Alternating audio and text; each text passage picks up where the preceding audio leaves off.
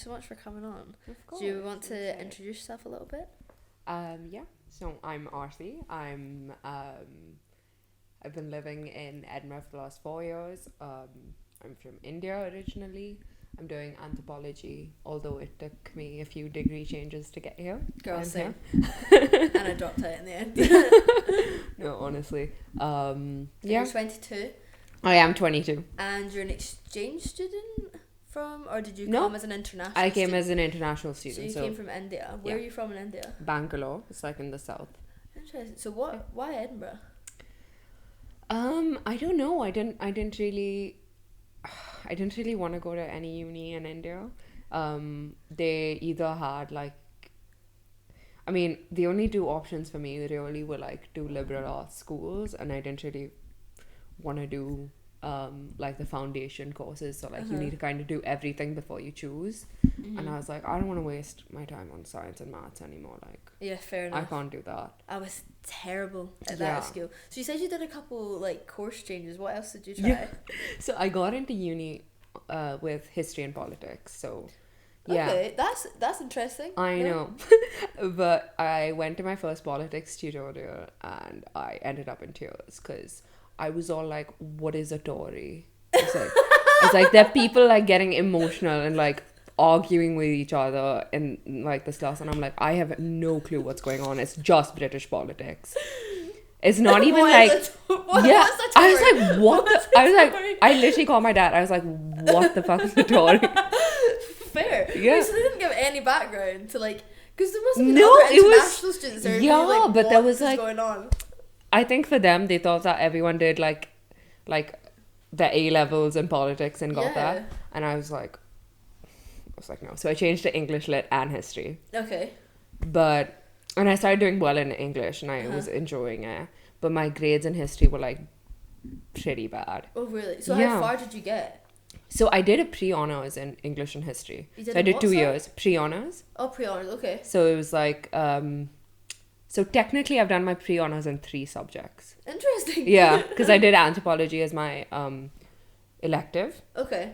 and then yeah, I was like, I love this subject. Can you talk a bit about anthropology? Yes. Oh my god, I love anthropology so Because much. I'm not gonna lie, I've got no clue what that is. I feel like I'm Oh gonna my sound god, really it's just no. Everyone that I've ever told Yeah. about anthropology knows. Okay. But soon everyone will know. Okay. Fair enough. It's the best subject in the entire world, and Edinburgh Uni. Although I would never ever recommend anyone to go there. Yeah, fuck ever. them. Yeah, fuck them. The anthropology department at Edinburgh Uni is like the best. And when I say the department, it's not just like the professors and, tutors and stuff. It's like even like the people like working in the background, like support officers and, just like everyone. It's just so nice. Like, That's good. yeah, they're the reason I'm here. Really. Yeah, I probably wouldn't have really made it. Really. Yeah. Fair enough. But anthropology is basically like just the study of people everywhere, everything.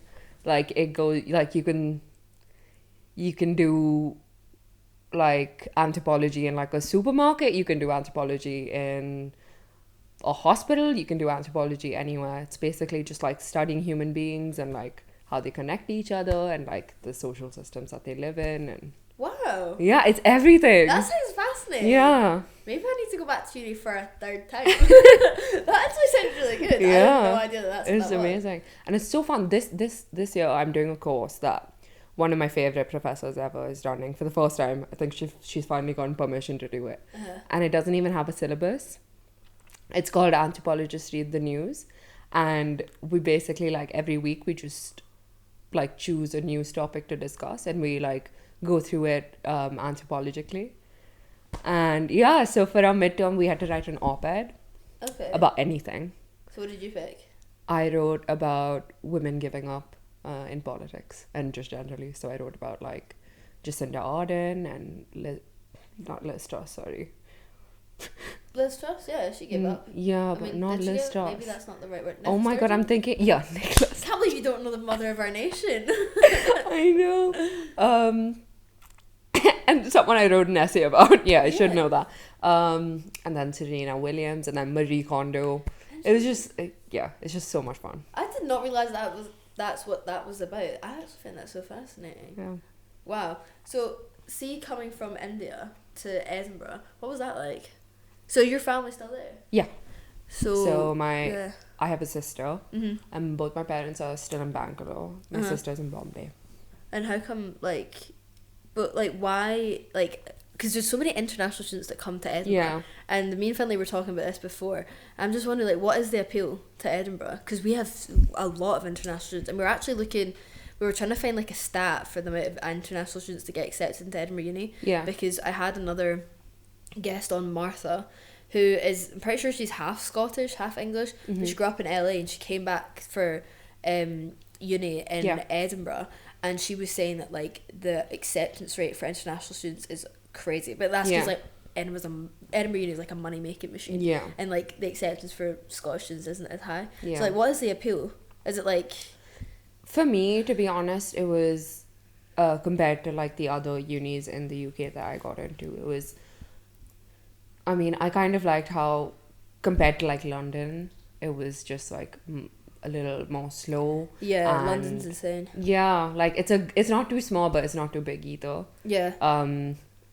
Also the people in Scotland are just, They're nice, aren't they? I think we're quite a friendly bunch. yeah, London, so you nice. wouldn't get this sort of accommodation, I don't think. Yeah, I remember I was like getting on the bus and the bus driver was calling me like sweetheart and love, and I was just like, Stop it, behave. Yeah, even bus drivers are so nice. Like, I've had a couple, like, I mean, obviously you get like nasty people everywhere, but like the majority of the time, like, everyone's so nice in Scotland. Exactly. And they're always up for a chat. Like, they love it. And they're always like, I think London is just a hub, like, everyone just doesn't give a shit. Do you know what I mean? it's too much for me. It's too much for me. I couldn't think of anything worse than moving to London, to be honest. I would drown, and already like my mental health's bad in Edinburgh, so it would skyrocket. Literally same. In London, I'd be so lonely. Yeah. But yeah, so do you like Edinburgh? I do love Edinburgh, but as an international student coming here, and I feel like a lot of people don't realize this, but it's really, really hard. I can imagine. Yeah, I mean, you think that, you know, like a lot of the time I was like, oh, I have a roof over my head, like I'm getting this education that my parents are like working so hard for. Mm-hmm. But I was like, it's horrible here. Like you come here and like, you come in like September for the first time and you see, and like suddenly 1 month later the sun's setting at like what feels like 1 p.m. Yeah. And it's crazy for someone who lives like literally in the sun. Yeah. To have like just darkness, and also like just the cultural change is. Yeah, I was gonna ask, what like cultural differences do you see? It's weird because it's not like what you may think, because like unfortunately like I was quite westernized before I even came here, so like we wear like Western clothes and we wear, you know, we speak a certain way. It's quite like influenced by the US and even over here, but still there are like little things that you just like don't get. And I don't know, a lot of international students that I like that were in my year were like fitting in and like making lots of friends, but I didn't have any friends for like my first year. I didn't have a single friend. Like days would pass and I would just not speak to anyone. That must have been really, really, really, it was really horrible tough. And that was when I didn't even have like any mental health issues. Obviously that contributed to my later. But I was a really happy person because in India I was like an extrovert. I had like hundreds and hundreds of friends, you know, like I never felt like alone. And then I came here and I was like, no one knows my name, and whoever knows my name can't say my name. So it was like, it was sad. It was like, sad. Before I was like, oh, I can imagine, but like, no, I can't imagine. Like, I can't imagine how that must feel, especially because you're so far away from home. Like, I know my parents, I think if I'm like trying to be a bit optimistic about those 2 years, like I would say that one of the best things that happened was like my relationship with my parents and my sister. Like it was already amazing, but I think like I really got to be friends with them, which was that's really, really nice.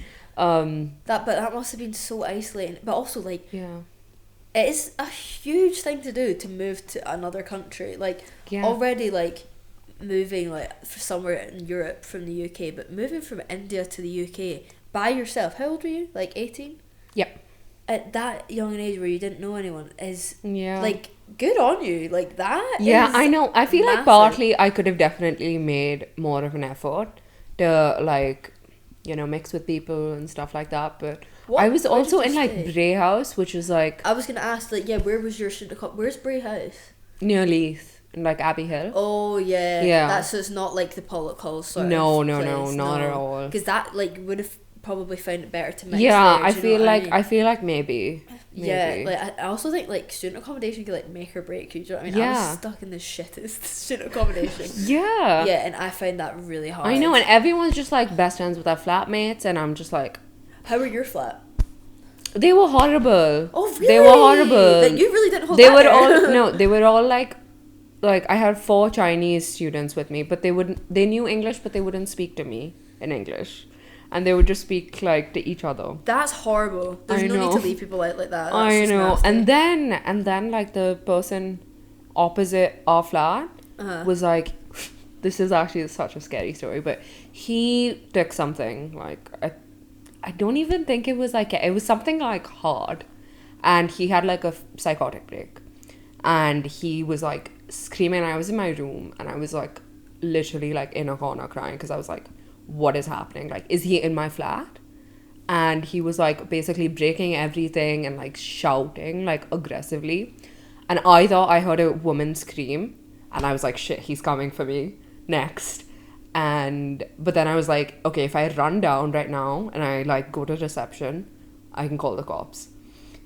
So I ran down, I like whizzed past his flat, and first of all, I realized he wasn't in my flat, which was like a relief. I was like, okay, I'm safe. I went down, and then they called the police and everything, and then they came, and that itself, that was like in my first month, and I was like, I can't live here anymore. This is insane. Oh my God. I was like, I know people like, I know like what the drug scene is over here, but I didn't know like people are violent. And so I got my flat moved, and then I was with all the RAs. I was like, oh no. I know. That's rubbish. They were lovely, but okay. but it was like, I was like, fucking hell, like you're not gonna mingle with them, I know. And I'm also like gonna look like a teacher's pet. Yeah, you are. You know? Yeah. I wanna be cool. So that first year must have just been it was horrible. Awful. Yeah. I never once saw the meadows in my first year. Really? Yeah. Stop. I know. That makes me really sad. Because I was like, I can't go there alone. Yeah, of course. Oh my God, stop. Anyone and listening, now I'm just sat there like... Anyone listening, you can go to the meadows alone. You can go to the meadows Go, alone. take a book, bring your AirPods, your headphones, whatever. You can sit in the meadows alone. Yeah. But that is daunting at such a young age. Yeah. And you're still, I think, when you go into first year, you're still in kind of like that high school phase where you're like, oh my God, I care about what everyone thinks about me. But then, like, you realise that actually no one could give a fuck. Do you know what I mean? And my parents, they also, like, after my first year, they were like, okay, like, you're not going through that again. Because they were the ones, obviously, also, like, experiencing the stress of it. Because, like, their little... Like, I know. Their daughter is exactly in another country. And they're like, why do you want... like, obviously, like, they're paying my fees still. But they were like, why are we paying so much for you to just, like, be miserable? Yeah. And COVID happened and everything, and the strikes were going on. My parents were like so confused. They were like, why are people striking like with this kind of fees? Like, what is this country? I was so confused as well. Like, I was like, what is wrong with everyone over here?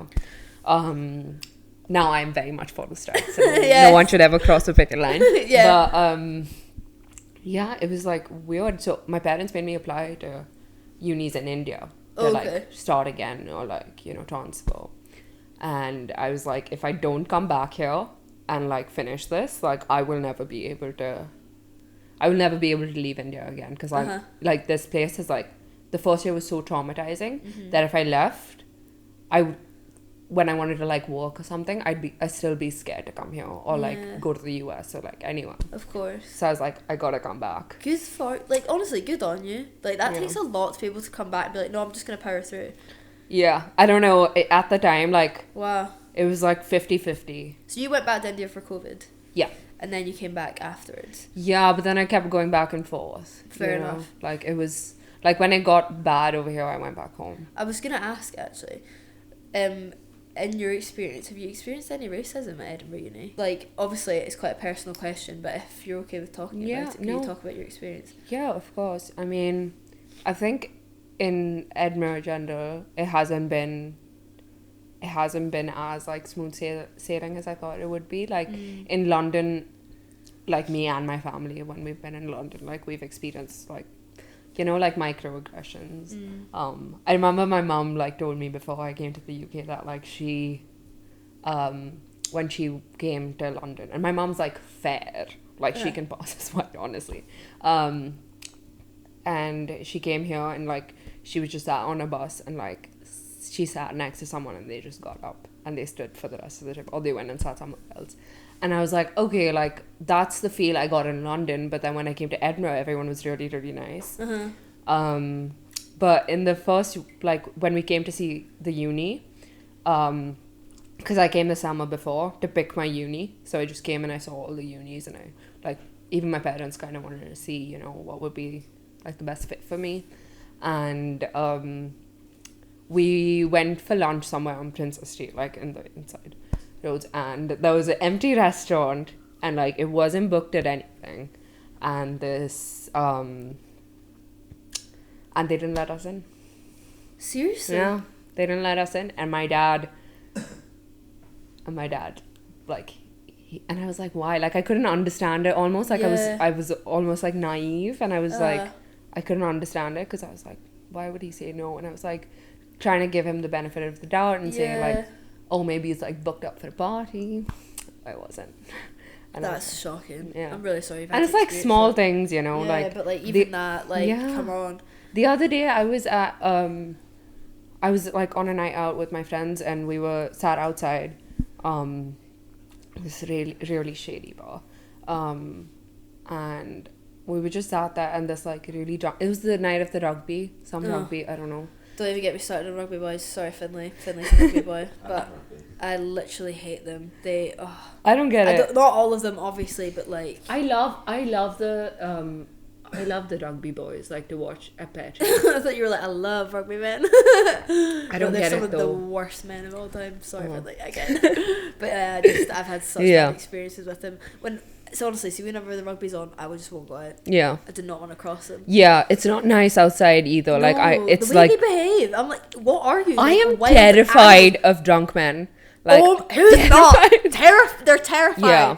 You have no idea what they're gonna do. Like my whole body just tightens. It's horrible. I like freeze up. I'm like waiting for them to do something. I'm like, the fight or flight kicks in. Like, and it will just even be like me walking down the street and like I can hear them behind me or I see them in front of me. I'm like, what's gonna happen? What's gonna happen? What's gonna happen? Yeah, it's crazy because also like the amount of like crime and like all kinds of stuff that happens like during like a match night is just it's insane. Yeah, like racism, like the domestic violence, like just everything is an absolute nightmare. And you know, Edinburgh is one of the like safest cities in Europe. So it's like one of the lowest crime rates, and I'm like, and some of the stuff I see in the street, I'm like, Jesus literally. Christ. Like, it's all just well hidden, I think. Yeah, I think it is well hidden, and I just think people, like, I think it's probably just become a norm here. Yeah. Because people are like, oh, whatever, but it is, it's bad. Rugby nights. Anyway, so we were sitting on the stairs, and, like, we were just, like, chilling, and this like, old guy from Wales, he comes up, and he's like, where are you guys from? And, like, I was just, like, ignoring, because I just wanted him to go away.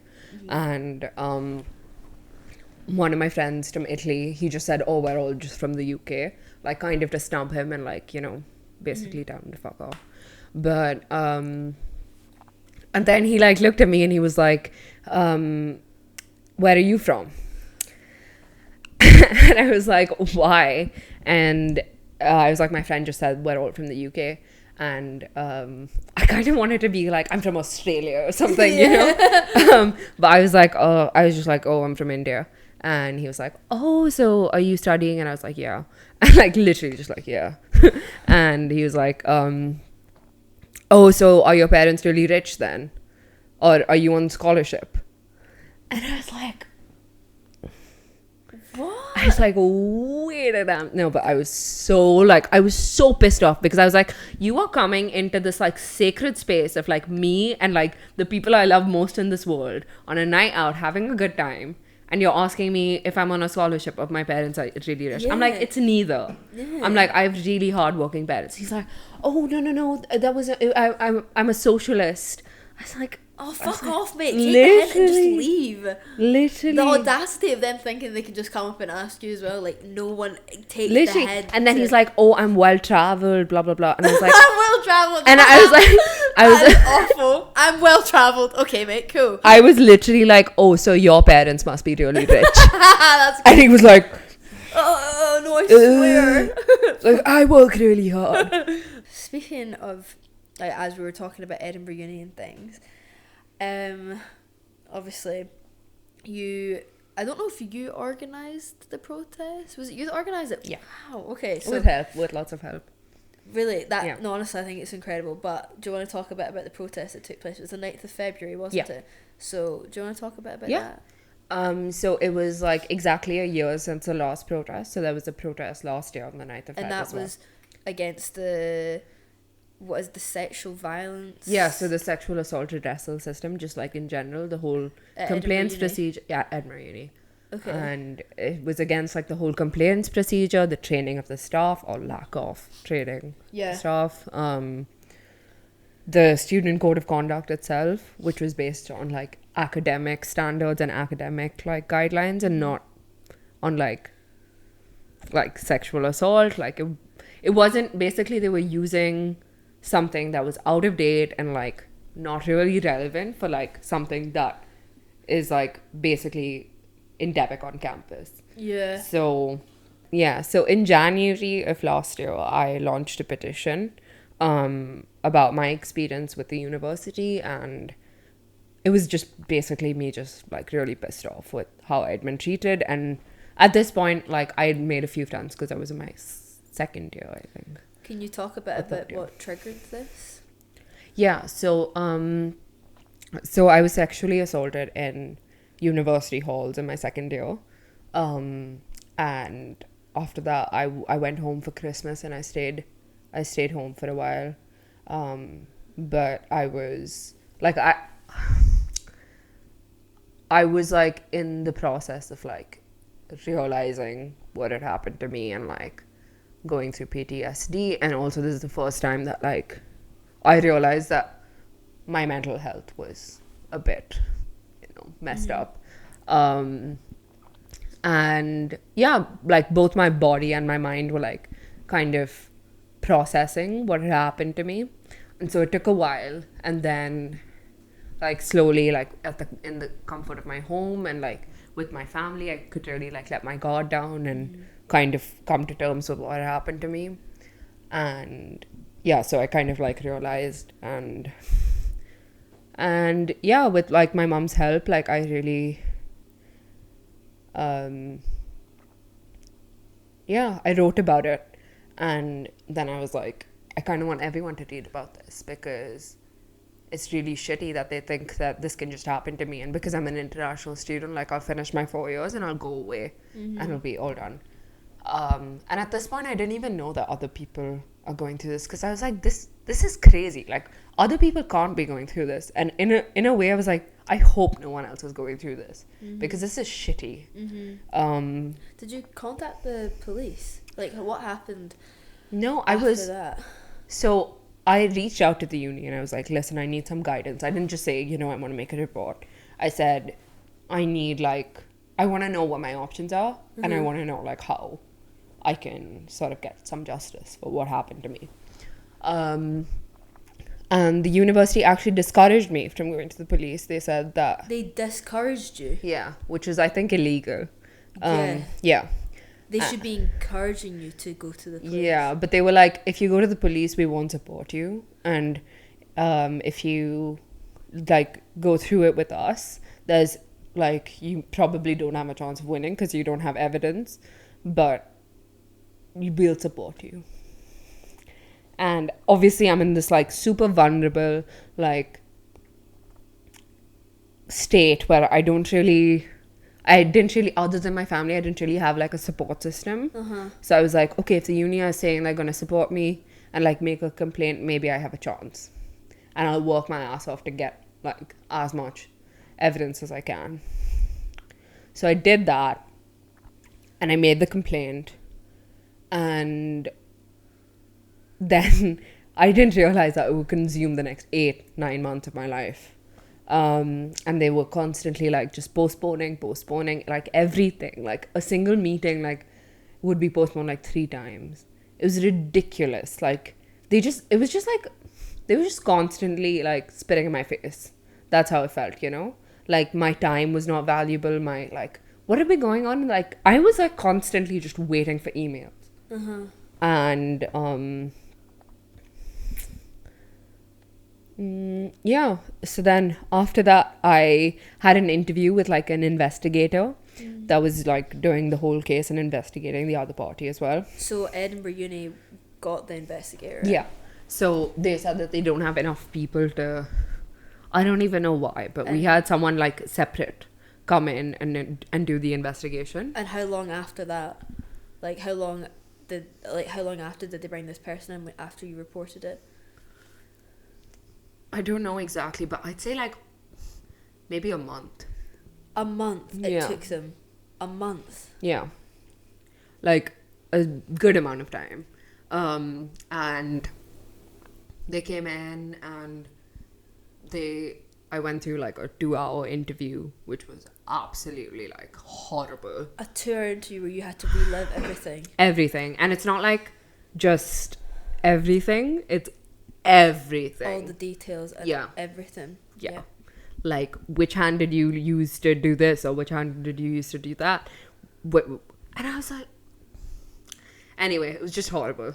And I was like, okay, but if this is what I need to do to get this done, like, okay, I understand that it needs to be a fair, you know, process, and they need to go through it. So I was like, okay, we'll do it. And I was just sort of saying yes to everything, and I was just, you know, like opening up and saying everything.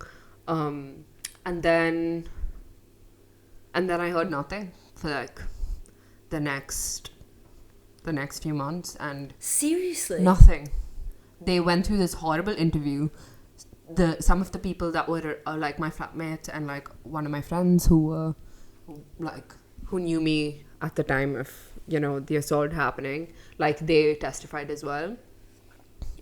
They went through the same interviews and like spoke about the impact of my life, and there was quite a bit of proof in that itself.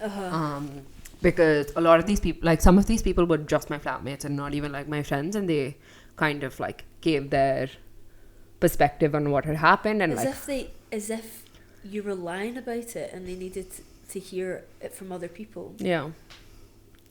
Anyway, so that happened, and then there was just months of like investigation. But I think they were just cooling their heels, because every time I emailed, like someone or the other was on leave and on holiday, and I was just like, that's just a lie, are there 2 people on this team? Like there should be like 10 people available to like speak to at all times. Yeah, you know, completely.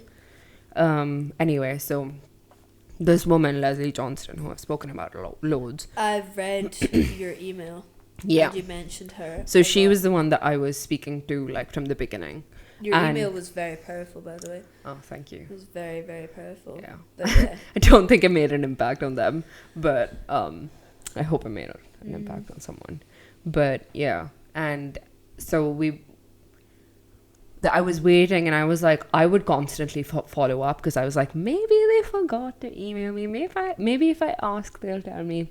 So I emailed him, and he was like, yes, like I have upheld that there was like a sexual misconduct, and that, you know, he is guilty. And I was like, I was at home again, like, even though I think it was the summer, and I was like, oh my god, like that was in summer. Yeah. So I made the complaint in like the first semester. So what month? Maybe like April, May. And it took them till summer. Yeah, end of summer. Yeah, I think August. Yeah, 6th of August he got back to me after I emailed him. So he didn't even tell me first. Like I had to email him, and I was like, listen, I'm not doing well. Like I have been waiting and waiting to just throw me a bone, like say something. Like tell me I've lost. I don't even care. Just tell me something. And he says, yes, I have upheld that. And this guy is the investigator. This guy is the one who, like, takes the call. Do you know if he's an actual investigator? He's a lawyer. He's a lawyer. He was a solicitor.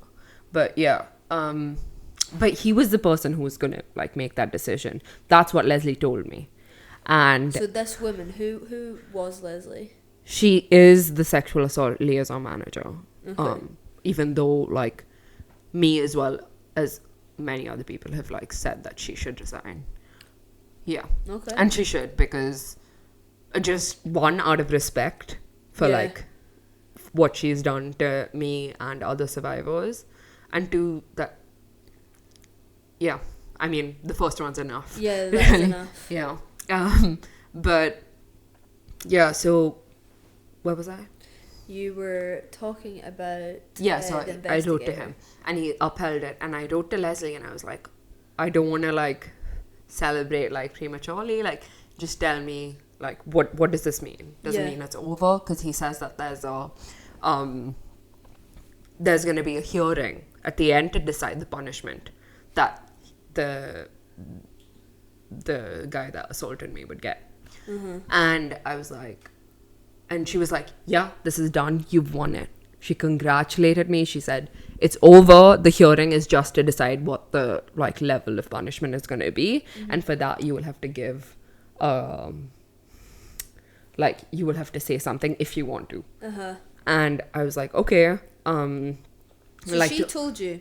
She told me. Congratulations. Yeah. You've won and then the I case. double checked a week later because I was anxious because of the tone of his email. I was like, it doesn't sound like it's done yet. And she was like, no, it's done. It's done. I have, like, email receipts of that. And so me and my family were just like, okay, like, we had a big cry, and I was like, this was closure for this you. is closure. And I was like, there is, like, some hope in this, you know, the system, that, because, like, the day after I submitted my complaint, I saw in, like, I think The Guardian or the BBC or something, that, like, complaints in the UK were just, like, not working, and, like, lots of, like, uni students, like, who have experienced sexual assault or sexual violence have not gotten justice. And I kind of spiraled after that because I was like, what if all of this is for nothing? But then it was in that moment, and I was like, I was so happy, and I was like, not happy, I was still grieving in a way, but it just felt a bit easier. Like, I felt a bit lighter. And then a month later, not a month. It was supposed to be a month later because I was like, I want this done before my third year. This I is want like September. Yeah, I want this done before I'm back on campus. I don't want him to be on campus. And so they said September, like, 14th or something, which is when uni's, like, a week before uni's gonna start. And I was like, fine, like, if this is the only time you can do, fine. And then they postponed it a month later. So it was like the end of October was the hearing. And then, so I went there and I was like, literally, all she said was like, talk about your feelings and, like, how this impact your life. And I was like, okay. And they were like, you had to go in and do this? Yeah. So, at the hearing? Yeah, but I chose to do it online. Yeah, fair enough. Yeah. And, like, I just, like, written a small thing and I just read it out to these people that were sitting in, like, a room with masks, far away, mumbling in, like, thick Scottish accents that I could not understand. And I was like, it was just so, like, it was horrible. Like, the whole experience was horrible. Like, of me just, like, talking to them, and, like, there's just these random people on, like, camera otherwise, like, apart from the committee. I didn't know who anyone was, and it was just, like, super disorienting and not fun. And then they started asking me questions about the incident. And I was like, what? Like, this has been done. Like, I went through a 2-hour interview that, like, took me 3 weeks to get over. Like, why am I being asked these questions now? But I'm sat there with, like, 15 people staring at me. So I answer the questions, and I answer them, like with 100% honesty. And after the call, Leslie called me, and she was like, I'm so sorry for that. Because the questions that they asked were, like, genuinely, like, unbelievably inappropriate. Like, they were positioned in a way not to believe me. So everything was like, did this really happen to you? Yeah, trying to gaslight you. And I was just sat there like, in a way, I was just like... They tried to get you to question yourself. Yeah. Like, that is fucking And after shocking. that, I was like, did this even happen to me? Like, anyway.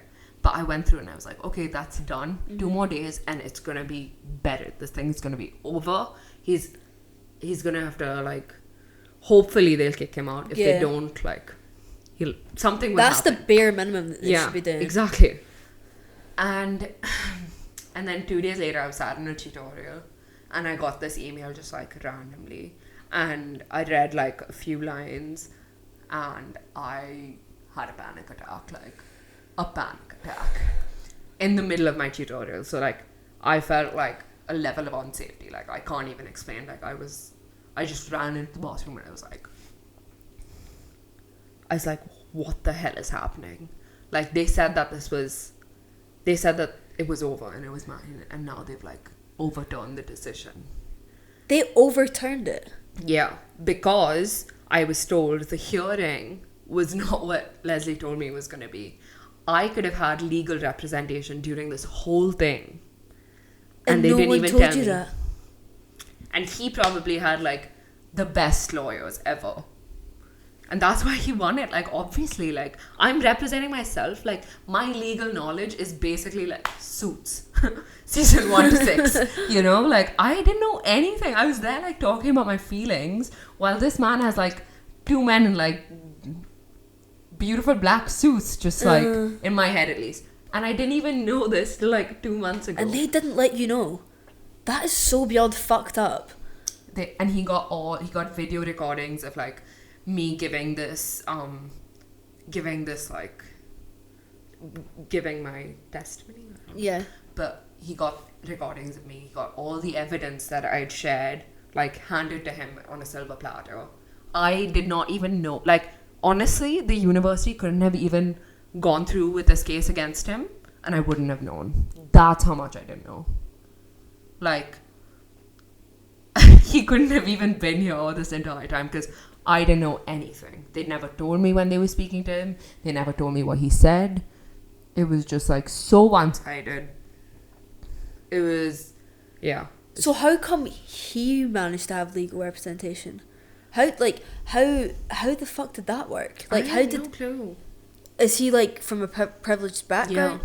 Yeah. Well, that makes a lot of fucking sense. But I mean, if I had known, like, my parents would have busted their asses to get me. Yeah, of course like, they would. The best representation, you know? Like, I had like these women's rights organizations reach out to me last year to make an appeal and make another complaint because of, like, the level of, like, illegal stuff that was happening. Yeah. They were like, we can fight this. And so I went through that again, but because it was like these NGOs helping me, there was like too much of a financial risk. So I didn't go through with it, unfortunately. But yeah, it just sucks that in the first place, like I'm so sorry. Yeah. That is genuinely horrific. It is. Is he still at uni? And he's still walking around freely? Yeah. At Edinburgh Uni, and you might bump into him one day? Yeah. I mean, I have seen him. What the actual fuck? Twice, yeah. It's fucking ridiculous because, I mean, when you think of it, it's not just him. It's like there's so hundreds of other like rapists and abusers just like walking around. You could be sitting next to one in the library. Like, you just never know. Yeah. And the university has like shown like time and again that they basically just don't care for our safety. Like, as long as they only care about money. Edinburgh Uni. Yeah, and their reputation, and like, as long as, you know, even my campaign, like, a lot of the time, I think last year there were lots of, like, you know, Scottish newspapers like covered the story and everything, and in a way, like, it did bug them a bit, but they kind of knew that this would like go on the next news cycle, you know. Yeah. They knew that people would forget and it would just like sort of die out. And we need to make sure that they don't forget, that no one forgets, and we keep talking about it because nothing's going to change. Yeah. And they really don't care. They really do just care about their reputation, and that's exactly why they discourage you from going to the police, because imagine the blow up there would be in the media if you went to the police and reported it. Yeah.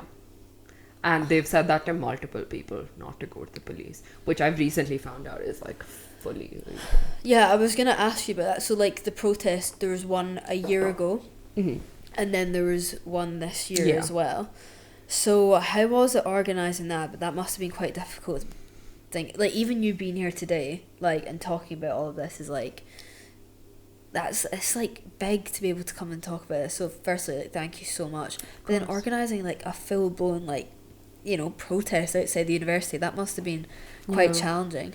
Yeah, I mean the first one was like insane. I'd never seen so many people before, and I was like, I spoke in front of them, and it was just like, it was so nerve-wracking, but at the end of it I felt so good. But I don't think people understand the burnout after. Like last year I was, for the next month I was like, basically my brain was just like smoothened out. Your brain, the lengths that your brain goes to protect yourself is insane. I was just so exhausted basically. This year was much easier to organize. I think it was super short notice actually. Like we decided like 10 days before that we were going to do it, because I was like, this is going to be my last sort of thing before I graduate, you know. And I was like, I want to do it properly. I want to get everything out that I want to say, and I want to tell people his name. So did you? Yeah, so what we did is we put off all the cameras, and we had a banner that said Edinburgh Uni protects rapists. I saw that. And we said that everyone can come, and we had like a bunch of Sharpies, and we said put down your cameras, put down your microphones, everything, and come and fucking write their name. Holy shit. And this year's protest, like, it was so like it was so emotional. Like there were people in the audience, like not audience in the crowd, just like people were crying, and like you could tell it was overwhelming. And this was something I was really worried about, because I was like, I'm gonna talk without holding back. And it might be difficult for people to hear this, like even if they agree with me. Like it's a lot of like emotional stuff, and it's a lot of things that people unfortunately like relate to. And I didn't want to bring up like stuff then, but I was also like, this is important. So that's why before the protest, like I put out a post saying, only come if you can. And I think people after the protest, like after writing it on that and then marching to the library, it felt like we were storming the Capitol. But it was amazing. It was like it was powerful, it was emotional, it was like we were all vulnerable but also like so strong. And it felt like, even though it took me like 2 weeks to recover from it, like it felt so good to like say something without worrying. Like I did worry that the next day there'd be like a lawsuit in my inbox, but at this point I was like, I'll just forward it to Edinburgh Uni. They should be taking care of this. This is on their hands. But yeah. How do you feel about it now? I feel good about it, but I also think it's time for me to sort of just take a few steps back, you know? I think that I am so like personally connected to this campaign that I think that it's really easy to get caught up in that. Yeah, I feel like maybe I deserve to take a few steps back now, because I think you deserve a fucking holiday. Jesus I do. Christ. They deserve to pay for you to go away on a huge holiday and rest for a month in the Bahamas or something and just be left the fuck alone. Yeah. You're absolutely incredible, and I feel really emotional right now. Like I just think, wow, like what can the listeners listening to this episode, what can we do? So before, I would say, like last year maybe I would say, you know, write to Peter Matheson and, you know, come to the protest and stuff like that. But now, I mean, I just say, like, tell your friends not to go to Edinburgh Uni. Like, if your juniors from school come and ask you, like, what they think, just say that, you know, by coming to Edinburgh Uni, you're putting your life at risk. And I know that may sound dramatic, because not everyone that comes to uni experiences assault, but far too many do. And it's like, they're just not looking out for you, you know, from the moment that you arrive. They don't care about you. Yeah, and as an international student, like, in my first year, like, imagine if that happened to me in my first year. Like, I don't know if I'd be here today, you know. And it's like, the amount of stories you read from Eddie Anonymous, for example, about Freshers Week. Like, Eddie Anonymous is absolutely shocking. Yeah. Like, I remember when I interviewed them for Hush Hush, the stuff they were telling me, I was like, what the actual fuck? And what's even more terrifying is the amount of stuff that they're putting out. It's just non-stop. Like, it's constant. This is going on all the fucking time. And I promise you, it's not even half of it. It's not even half of it. You have a petition, don't you? How many people signed it? I think we have like 60,000 now. Holy shit. Yeah. And is it still open for people to... It's still open. Okay, so we can say that to listeners to go out and sign the petition. Yeah. Don't go to Edinburgh Uni. Don't go to Edinburgh Uni. Fuck Edinburgh Uni and fuck Leslie Johnson. Yeah. And fuck everyone who's been involved in this. Yes. Peter Masson, he needs to resign as well. Yeah. We're calling for resignation for Leslie Johnson, and what's his name? Peter Masson. Peter Masson. Fuck you, mate. Yeah. It was so funny because at the protest, everyone was like chanting like, Peter Masson's got to go. And one of my friends said that the guy that she was standing next to was all like, who is Peter Masson? And I was like, I would like to live in a world where I don't know who he is. You don't know him. Yeah.